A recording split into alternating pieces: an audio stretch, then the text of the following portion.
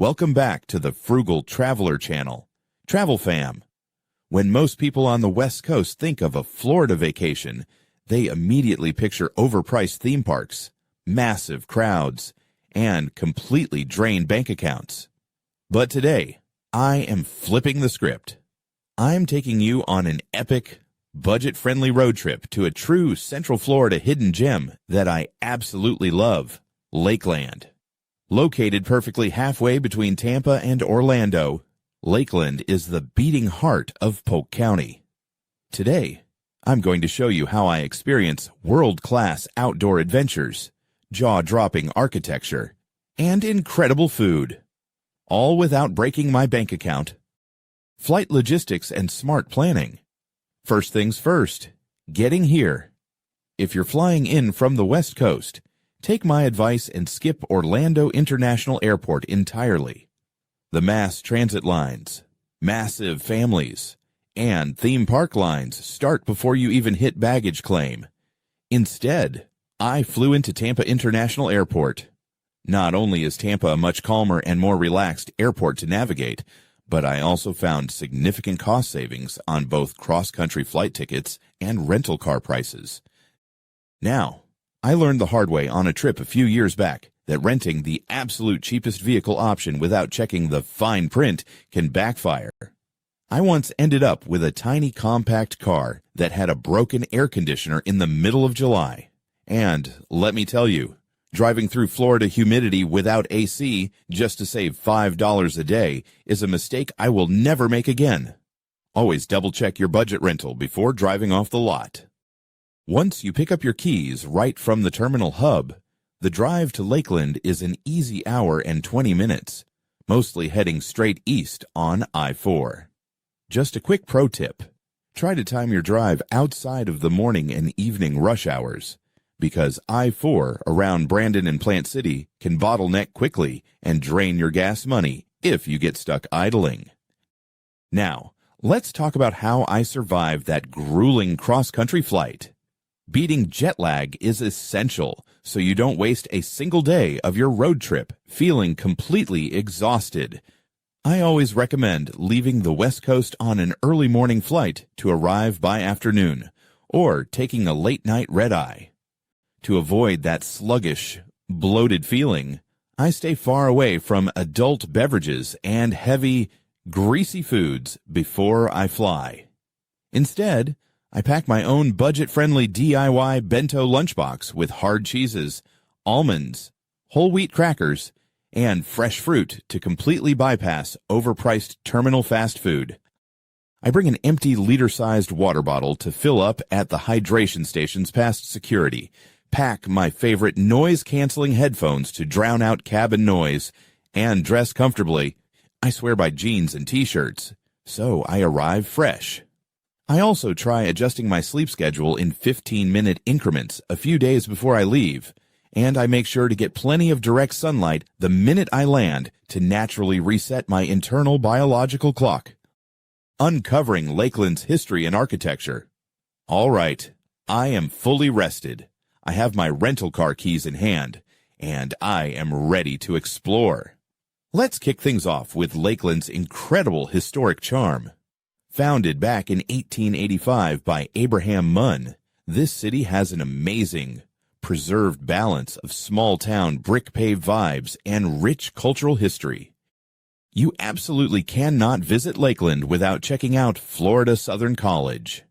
In 1938, the college president, Dr. Lud M. Spivey, traveled north to meet the legendary architect Frank Lloyd Wright and commissioned him to design what Wright called a college of tomorrow rising out of an orange grove. Today, this campus holds the ultimate bragging rights. It is the largest single-site collection of Frank Lloyd Wright architecture in the entire world, featuring 13 incredible completed structures. Because I am keeping this road trip strictly budget-friendly, I highly recommend starting at the Sharp Family Tourism and Education Center for the Usonian House Tour. For just $15, you get a guided tour of the Usonian Faculty House, which was Wright's revolutionary 1930s vision for modern, affordable housing designed for the average American family, featuring native cypress wood, textile blocks, and built-in furniture. You also get access to a fantastic 25-minute documentary film about the campus. If you have a bit more room in your budget, the $35 basic tour is a 90-minute walking experience that takes you inside the stunning Annie Pfeiffer Chapel, with its soaring geometric skylights and colored glass inserts, and the iconic E.T. Rue Library. Weather pro tip: if you're visiting during the summer months, plan your campus walking tours and outdoor hikes for early in the morning. This lets you beat the intense midday heat and completely bypass those predictable afternoon thunderstorms. After getting my architectural fix, I am heading to downtown Lakeland's crown jewel, Hollis Garden. Set right within the historic Lake Mirror Park, this formal 1.2-acre botanical display garden makes me feel like I walked straight into a manicured European postcard. The absolute best part for our wallets? Admission is 100% free. This garden features over 10,000 flowers, ornamental shrubs, and native trees arranged in thematic rooms. The design actually dates back to the 1920s City Beautiful movement, planned by a student of the famous landscape architect Frederick Law Olmsted, who designed Central Park. I always make sure to take photos at the neoclassical gazebo and trellis, check out the Rosette Plaza with its elegant centerpiece swan fountain, and follow the bowls and runnels, a long, gravity-fed stone water feature that channels water directly down into Lake Mirror. There's even a shady, hidden grotto where I love to escape the midday heat and watch the water trickle down natural limestone walls covered in ferns. Wild Florida and the Swan City. Okay, I've soaked in the history and the flowers. Now it's time to get my hybrid shoes dirty. I'm driving just 10 minutes outside the city center to dive into authentic, wild Florida wilderness. Welcome to the Circle B Bar Reserve. If you want outdoor adventure, this is the holy grail of Polk County. Circle B Bar Reserve is a massive 1,267-acre former cattle ranch that has been meticulously restored back into its natural state, making it one of the absolute best places to view wildlife in the entire state of Florida. And yes, entry and parking are completely free. The reserve features 9 hard-packed trails perfect for hiking or gravel biking through dense oak hammocks, freshwater marshes, and hardwood swamps draped in Spanish moss. The undisputed star attraction here is the Alligator Alley Trail, which runs right along the edge of Lake Hancock. Walking down this trail, I can safely observe wild alligators, some massive bulls reaching lengths as long as a compact car, basking right on the banks or gliding through the water. My frugal traveler warning: I have a very vivid personal memory from this exact trail during my first visit here. I was so busy looking through my camera lens trying to frame a shot of a blue heron that I stopped paying close attention to my surroundings. I took 2 steps backward and realized I was only a few feet away from a massive 10-foot alligator sunbathing just off the dirt path. My heart was pounding out of my chest, but the gator just gave a lazy blink and slid into the water.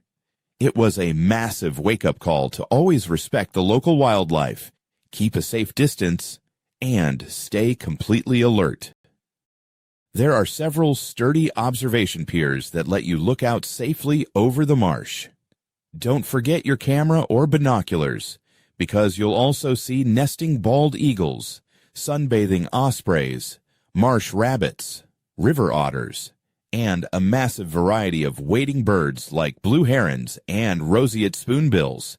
If you want a break from walking, the volunteer staff even offers free guided tram tours a few times a month, but you have to sign up early.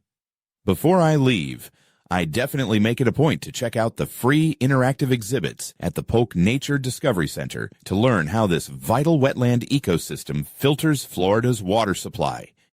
You can't leave Lakeland without seeing why it's officially nicknamed the Swan City.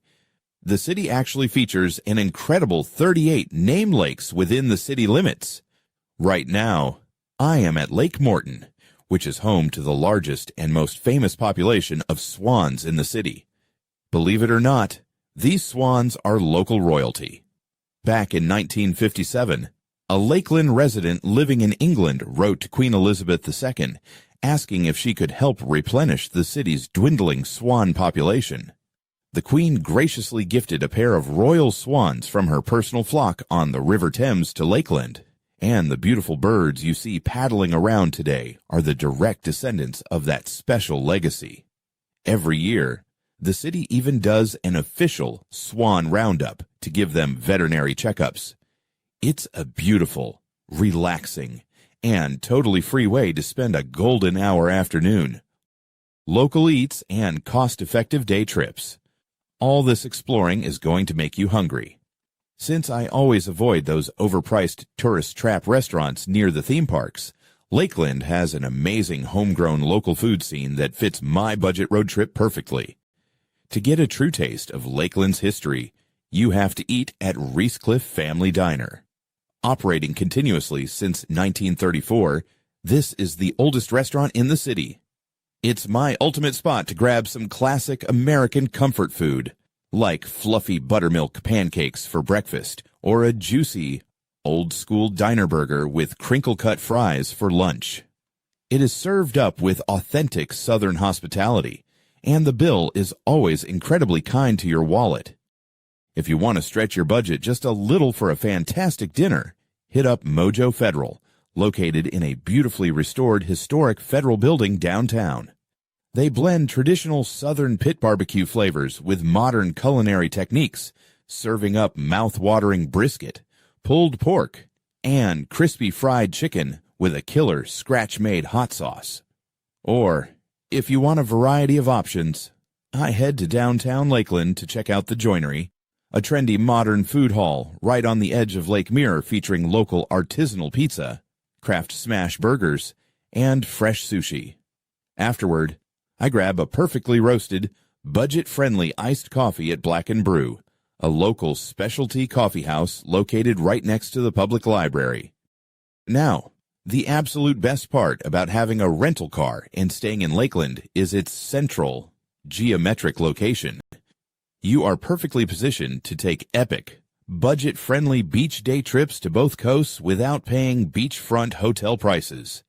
Within just an hour and a half the drive west from Lakeland, I can be standing on some of the top-rated beaches in the entire country. I can drive out to Bradenton Beach and Anna Maria Island to explore the historic Old Town District on Bridge Street, a coastal community first visited by Spanish explorers like Hernando de Soto back in 1539, where you can fish off the pier for free. I can head to Clearwater Beach to stroll down Pier 60, look for wild dolphins jumping in the surf, and catch a world-class sunset without spending a dime.